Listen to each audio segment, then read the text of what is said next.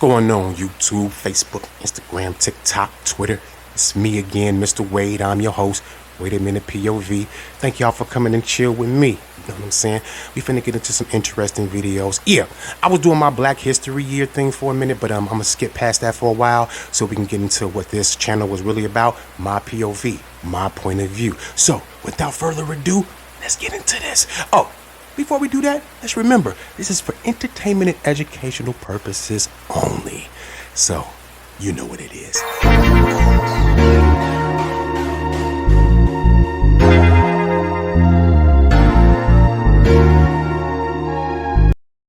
Reasons people can't stand Oprah. During a 1985 appearance on The Tonight Show, the late Joan Rivers criticized Oprah for her weight gain. But you went into beauty contest. They told me you were a beauty contest winner. Yeah, that was 50 pounds ago or so. So how'd you gain the weight? I ate a lot. Because you're a pretty girl and you're single. You must lose the weight. I'm going to. Although Oprah laughed it off, it rubbed her the wrong way. She and Joan were never cool after that, and the feeling was apparently mutual. In 2010, Joan's close friend told the National Enquirer that Oprah was at the top of Joan's hate list. The friend said Joan thought Oprah was the biggest phony in the world. She also called her cold, and despite her persona of being caring and giving, Joan was convinced Oprah only cared about herself. Joan also reportedly questioned Oprah's sexuality. In her autobiography, which we've linked for you in the description box, Joan wrote that Oprah's longtime boyfriend, Stedman Graham, was her beard. She also came for Oprah's weight again and said, one day she weighs 140, 2 days later she's being fitted for a boat cover. Oprah never got over everything Joan had to say, and she couldn't understand why the comedian came at her so hard.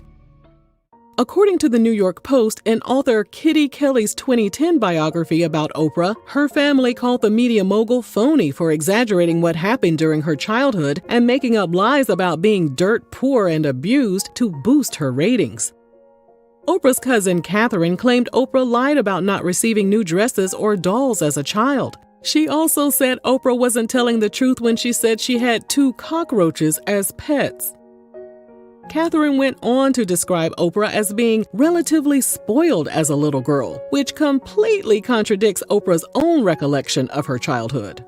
Catherine said when she questioned Oprah about the fabrications, Oprah reportedly replied, "That's what people want to hear, because the truth is boring."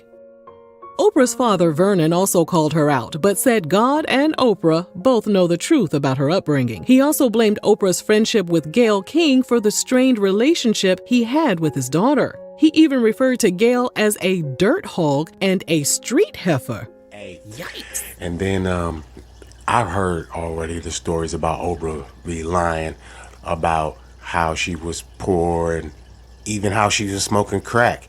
It was just all lies to make her who she is now. You know what I'm saying? So, you know, because how can you really prove it that she really did all of this, though? Even her father was like, hey, yo, you got to leave it up to God and her. You know what I'm saying? Because she was lying. Hella lying. But it's not for me to fucking decide none of that. You know what I'm saying? So, excuse my French. Let's move on. Oprah. Narc.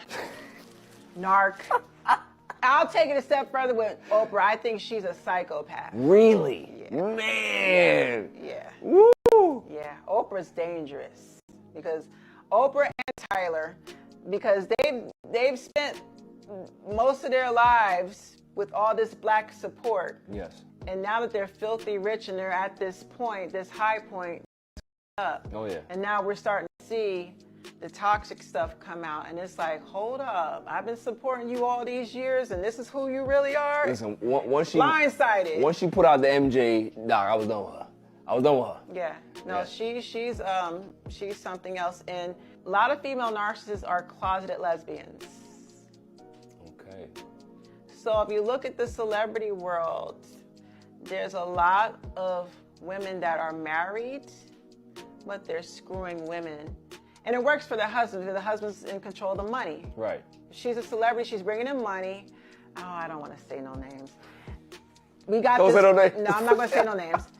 I'll tell you after we finish rolling. I'm gonna blow your mind. Okay. Stuff. My discernment, the way I read people is off the hook. But I'm gonna throw stuff at you, and you're gonna be. I'm telling you, when you start looking, you're not gonna be able to unsee it. Oh man. Yeah. So, Gail and Oprah, they've been besties for years, right?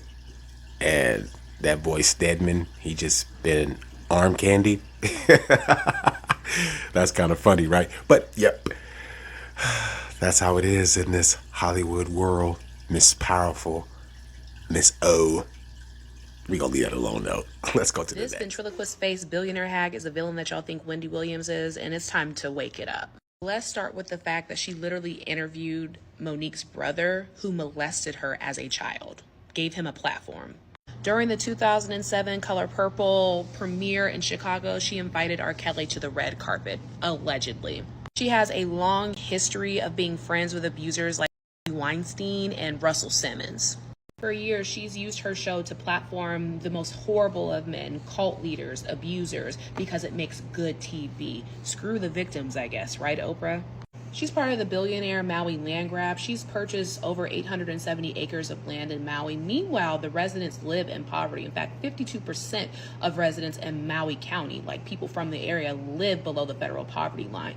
When the fires did happen, she offered thoughts and prayers. She didn't offer none of that land, though.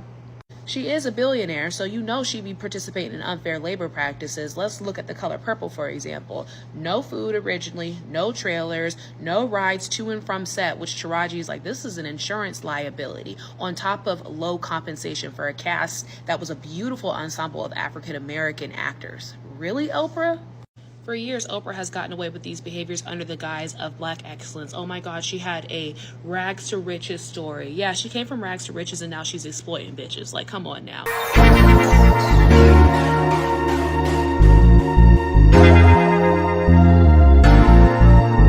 The hip-hop community has long had a problem with Oprah since many artists have accused her of not supporting the genre. In 2006, Ice Cube told FHM magazine he'd never been on Oprah's talk show despite being involved in 3 projects pitched to her. He explained how his barbershop co-stars Cedric the Entertainer and Eve had been invited to chat with her, but he hadn't. Ice Cube pointed out that while Oprah has had all types of unsavory characters on her show, like people who have harmed women and children, he wondered why he wasn't good enough.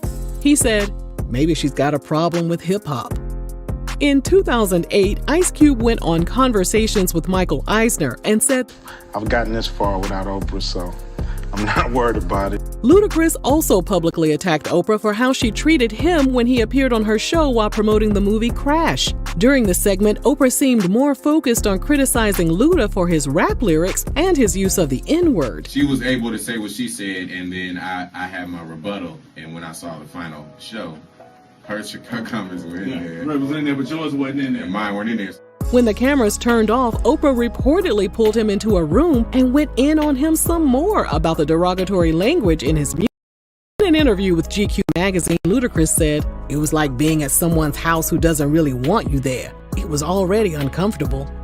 It's not just rappers that have spoken out about Oprah. In 2019, Monique revealed that Oprah blindsided her by inviting her family onto the show, in spite of the fact that Monique told Oprah she didn't want her toxic family to be showcased on TV. After Toni Braxton's 1998 interview about her money problems and bankruptcy, Toni said Oprah was so freaking mean. She felt like Oprah was reprimanding and belittling her for her spending habits. During the interview, Toni wiped away tears as Oprah tore into her. While Toni eventually forgave Oprah, fans didn't. Looking back, they said Oprah was trying to humiliate Toni by lecturing and scolding her instead of being sympathetic. Some commenters also accused Oprah of exploiting Toni's pain to boost her ratings. When Oprah opened up her South African Leadership Academy boarding school for girls in 2007, it sounded like a good idea. At first. Founded with over $40 million of her own money, Oprah stated the school was inspired by her own disadvantaged childhood. She was looking forward to providing education and leadership opportunities to gifted girls in grades 8 through 12. Less than a year later, 6 of the 152 students who had been personally selected by Oprah to attend the institution came forward to accuse the school's dorm matron of inappropriate behavior. including physical abuse. She was later cleared of charges. 2 years later, 7 students were suspended for engaging in inappropriate acts with each other and for sexually harassing a classmate. And then in 2011, a body of a newborn was found in one of the students' bags. Parents of students complained of not having enough access to their children, and they compared the school's restrictions on visits, phone calls, and email contact to prison rules. Apparently, the parents were only permitted to see their children during a 2-hour visit once per month. Oprah reportedly spoke to concerned parents, but had no desire to change the structure of the visitation schedule. At this point, there's no doubt that Oprah will continue to court controversy and secure the bag while doing so. You can say about this so bougie ass broad is that she's a bully. And she knows how to pull strings and everything. She don't care about nobody. If you look at how she does interviews and everything, it's all ways of, built around her. You know what I'm saying? Even though she brought you on there talking about something about you curing something, it's always going to be about her and what she can do and, what she has done and all that shit. And she ain't really did shit.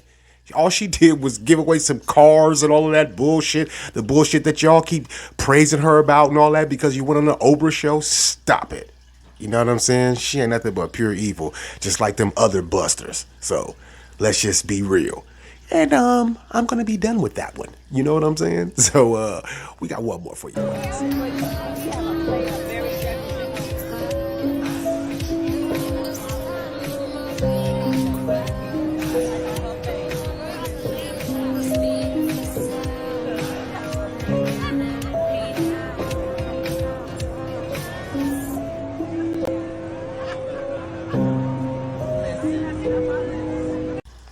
Well. That's just, if you know, you know. I'm just going to leave it at that. This was another episode of Wait a Minute POV. I'm your host, Mr. Wade. Thank y'all for chilling with me. Remember, subscribe, like, comment, share. Sharing is caring. Subscribe and subscribe. Till the next go round.